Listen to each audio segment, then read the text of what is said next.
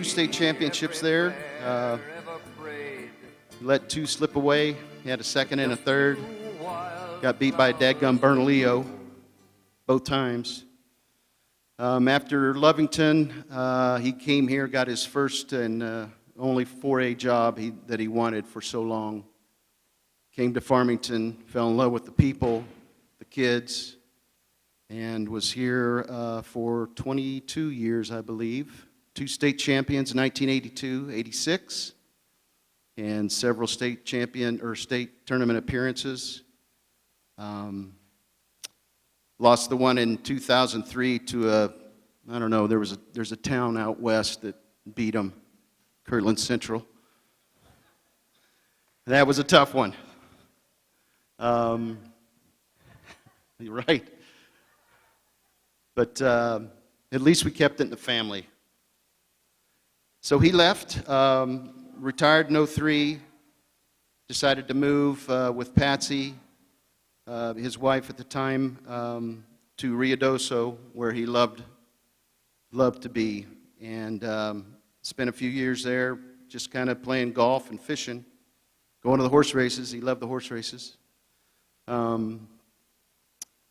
Then Capitan called him. They found out that Marv Sanders was in the area and wanted to know if he wanted to help out with the boys' team, just help. And he jumped all over that because he was already hungry again. He had been out of the game for 2 years and was ready to go.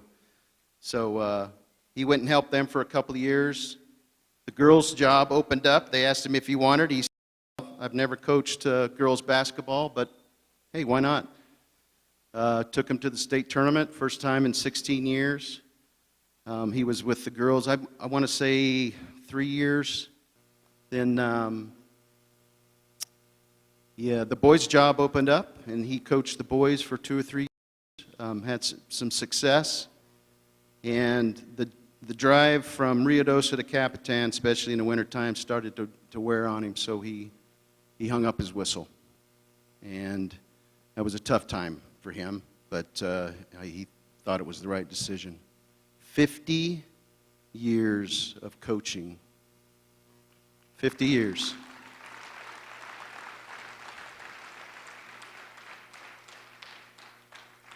"50 years hanging out with teenagers." 50 years. I have 3 and I barely made it. 50 years. All right, let's see where we're at here. So what we're going to do is, our plan is, I've got a short video. What I would like to do before we do that is announce my family that's here. Go in order, if you don't mind. I'll start with my wife. You got to stand up. 35 years.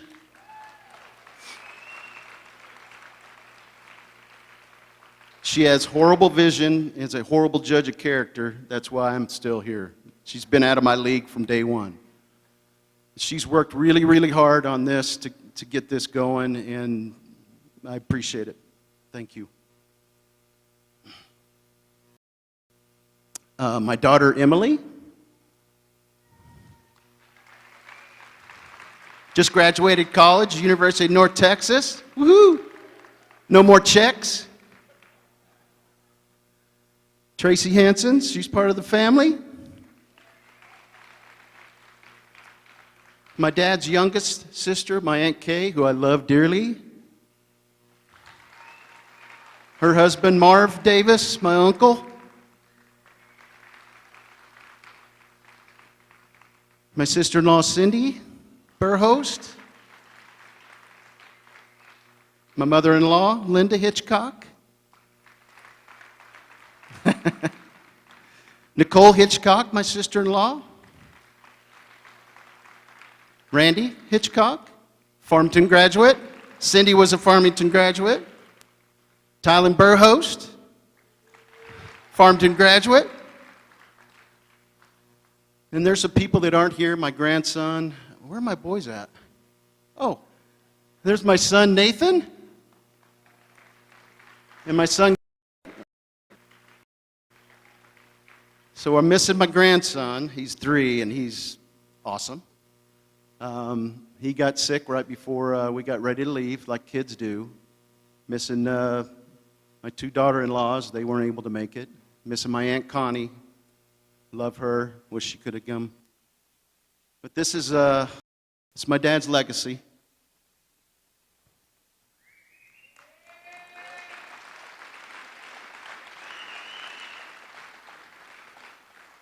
And I say that, it's just part of it, because the other part's right here on the bench. Players, coaches, fans. My dad has touched so many people in so many ways, and I know that. He's been a very positive influence on many young men, young women. He was a great teacher, coached golf for many, many years.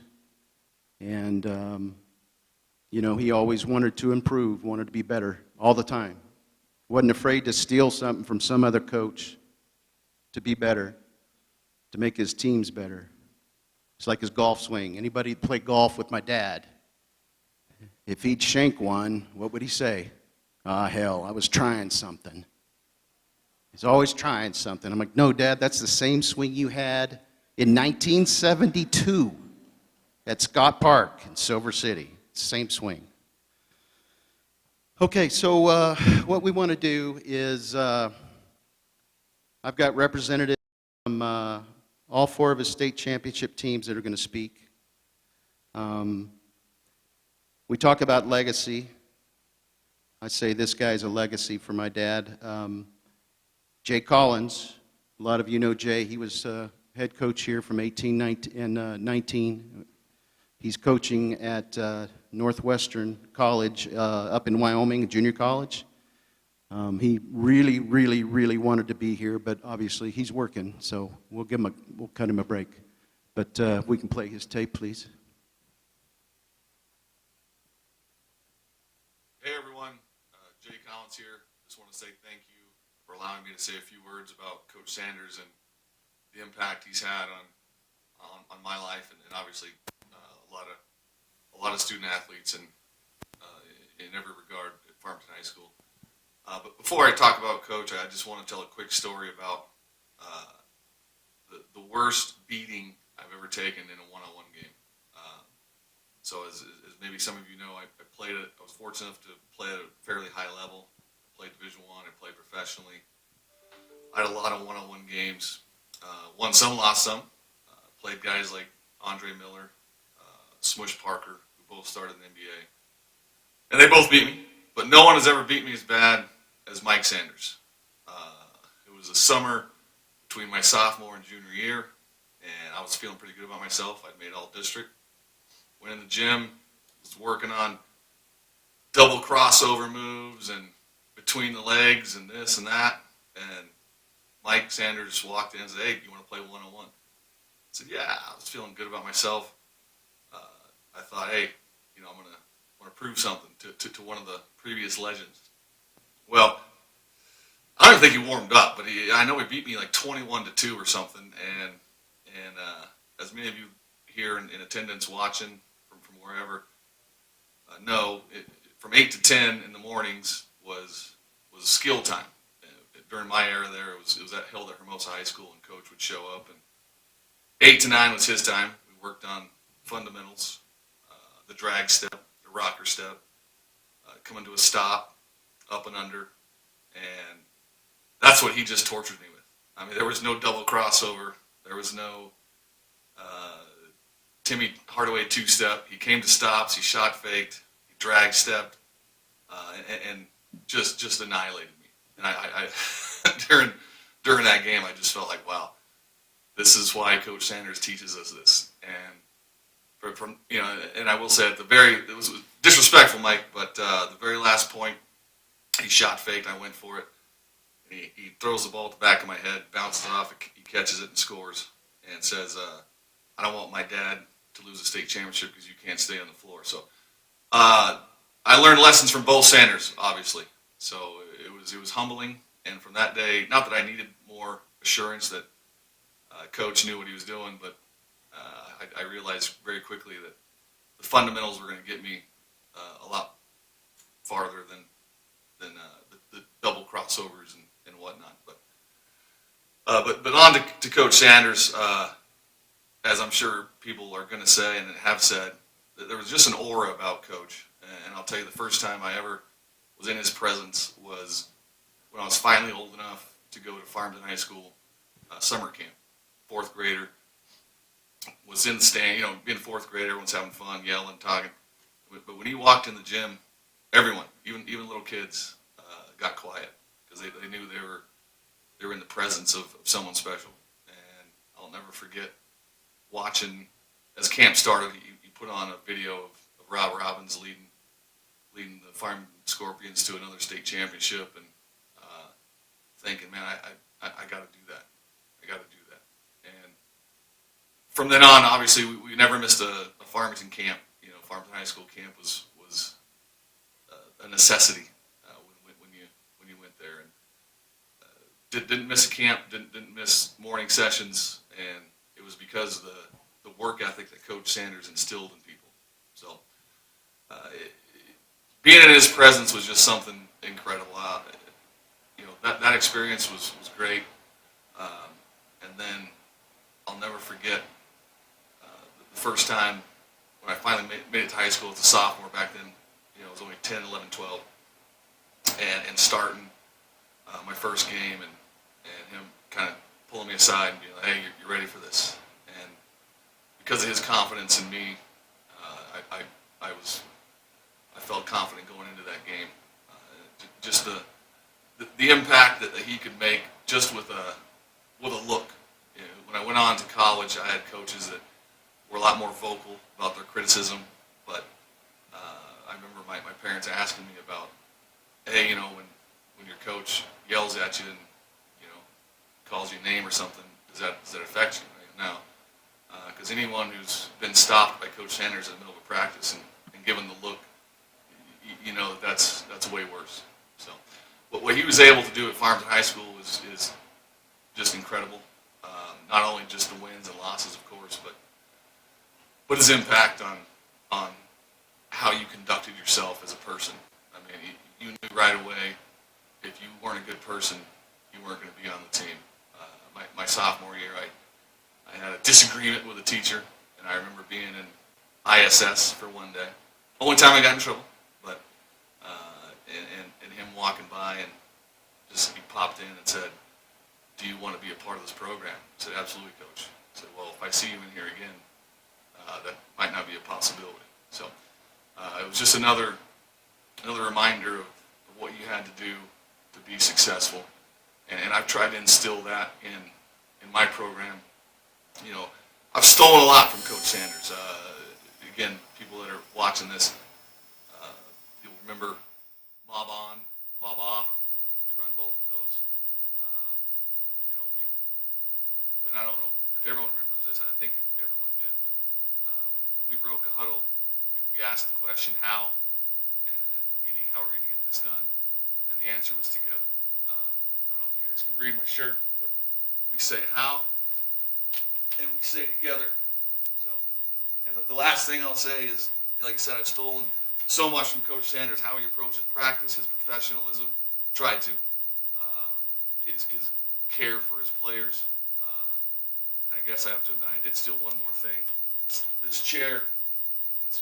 This chair's about 25 years old now.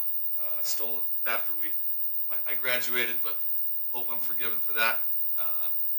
One of my greatest memories also as a coach was being able to see Coach one final time when I was the head coach at Farmington for a year, and we won the Farmington Marv Sanders invite, and I kind of expected him to, after the games, hey, long time no see, how are you? The first thing he said to me is, I really like your zone offense. So, he was a coach from day one to the end, and he couldn't get away from it, and I'm so blessed that I had the ability to be coached by him, and I think I'm a better man for it, and I know a lot of people are. God bless Coach Sanders. Go Scorps. Bleed green.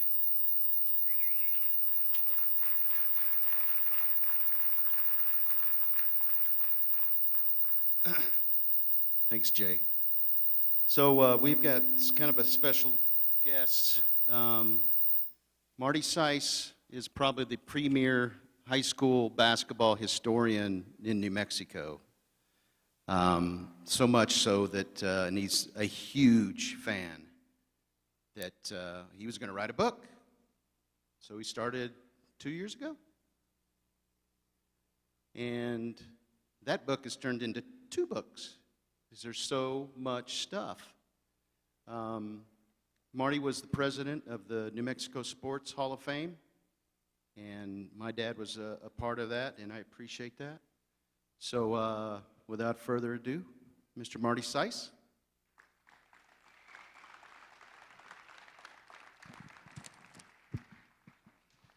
Thank you, Mike. Yes, I did not play for Coach Sanders. Did not coach with Coach Sanders. And God, knowing him now, I wish I had. It's been I started in 2012, kind of researching state records, and it evolved into researching the history of high school basketball. This year will be the 100th anniversary of the first official state tournament. I traveled all across the state except for Farmington, and I did that today. Got to visit with Pee Wee and Rob. I had visited with Dwayne and Jay, Sean in Albuquerque, and who else am I missing? Down to Silver City and Hatch. Talked to a lot of people about Marv Sanders. And I was going to write the first book, was going to be on coaches. I picked 10 coaches. And I was real fortunate. I really feel I'm really fortunate. I was the president of the New Mexico Sports Hall of Fame in 2016 when we inducted Coach into the Hall of Fame. And I put a picture on Facebook about a year ago, the Mount Rushmore of coaches in New Mexico. And in the middle, if you saw the picture, was Coach Sanders. I think he epitomized what a coach was. His dedication, he had to be crazy to be coaching for that many years. 50 years, Mike said, but I think it's about 54 because he actually coached 2 years in Indiana and Mentone as the B team coach. I think he coached 2 years in Alamogordo, so 54 years with the youth. Only one coach in New Mexico history had coached basketball that many years, and that was Ralph Tasker, and he coached 53 years, whether it was varsity or JV. So Coach definitely deserves to be in the Mount Rushmore of New Mexico basketball, but of coaches in period. He's the only coach in New Mexico history to coach at 3 high schools in less than a month and not get fired. He coached at Silver, got the job at Carlsbad, and ended up at Portales, all in 1 month back in the 70s. I always wondered, why did he come to Farmington? He had been a coach in Silver, Portales, Lovington, and I think Coach really wanted to be like Ralph Tasker in terms of his teams scoring a lot of points. But he wanted to be a little bit more disciplined than Ralph Tasker. And there was only one school, big school, because he couldn't get the Ralph Tasker job at Hobbs, because Ralph Tasker was going to coach forever. But there was one school that had a tradition of scoring 100 points. And Sean's brother, Mike, was on the 1969-70 team that had 16 games over 100 points. They had 11 games of 100 straight 100 points. So in my research, that ranks number 3 nationally in that accomplishment. And it was right here. Well, I was actually in that gym over there in that accomplishment. So when Marv took over in 79, they were 10-16 the year before. He took a team in 80 to play at the pit against a great Hobbs team and scared the heck out of them in the first round. But it was the 1982 team that's pretty special that I'll feature as some of the most dominant teams to ever play in New Mexico basketball. One of 16 teams to go undefeated. But hate to tell you guys, going into that tournament, they gave you no respect. You guys were ranked number 3 in the state that year, behind Hobbs and El Dorado.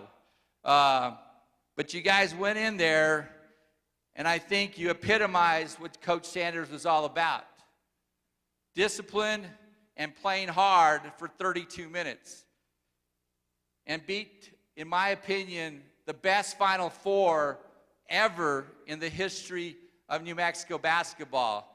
All 4 teams in the Final Four had been beating teams by an average of 30 points a game, which is pretty amazing if you start to think about that. I don't know any 4 teams that each of them had 1 or 2 D1 players on that team. And so tremendous accomplishment in 1982. And I asked Coach, when he got inducted, I got to interview him for a few, before his banquet on April 16th. I said, this was the program of that night. And I tried to ask him what the most special moment was. And the most special moment was with 5 seconds left to go in the 1982 championship game. He had his son at the free throw line to shoot 2 winning free throws to take the lead against El Dorado. But he also told me that was the most scariest moment of his life. Because he said, if Mike didn't make those free throws, God, he'd have to live that for the rest of his life. My poor son's at the free throw line. But when he was interviewed after the game, he said, that was my son. That was my son that made those free throws. You know, that was my team. Those were my boys that won that state title. And that was him. He was so proud in talking to him. Now, he did tell me this, and I was kind of surprised. I always ask each coach who the best player was, and I wish Rob was here, but he named Rob Robbins as the best player he ever coached. But I tried to ask him which was the best team he ever coached, and I could never get that out of him. And one of the special moments, I'm so happy I got the Hatch guys to help me get Coach nominated. I got Rob Robbins to finally nominate Coach so I could get him inducted. And he got inducted again in 2016. And for me, I think that was the icing on the cake in his coaching career, in his athletic career, to be inducted to the Hall of Fame. And one of the funny stories as we go, and I didn't wear a tie today on purpose, Mike, okay? Because I don't think I've ever seen Coach in a tie. In fact, he called me up and said, Marty, do I have to dress up? And I said, well, Coach, most of us wear a tux. Well, I've never worn a tux, Marty. Well, Coach, just wear a suit and tie. About 30 minutes later, he calls me and says, Marty, you said they had a special on a tux in Albuquerque. I said, yeah, just get Mike to measure you, and we'll get you the tux, and you'll look really sharp. About 30 minutes later, he says, forget the Albuquerque guy. Mike's going to take me down to Alamogordo and get a tux. And so he goes to the banquet. If you look at the pictures and you look at him, he looks pretty special. And after the banquet, there was another coach that got inducted, Coach Roanhouse, kind of old school, kind of like Coach Sanders. And I said, man, you guys look like the GQ of the senior citizen guys. And he looks at me and says, no, we look like 2 penguins. And I said, Coach, man, you look really sharp. But the smile on his face was priceless. And so I'm so glad he had a chance to be honored and inducted as one of the greatest coaches ever. I decided to go ahead and reach out to fellow coaches that had coached against him. Frank Castillo, who coached against him in the 85 and 86 state tournament. He said, man, battling Coach and his teams were so tough. They were so well prepared. It was so, it was just an unbelievable experience for him. But what was more important from listening from Frank was that Coach was so soft-spoken. I said, Frank, I've never saw Coach soft-spoken on the bench. He says, when you got him away from the court, he was so soft-spoken, and he was so sharing and giving. He was a giver.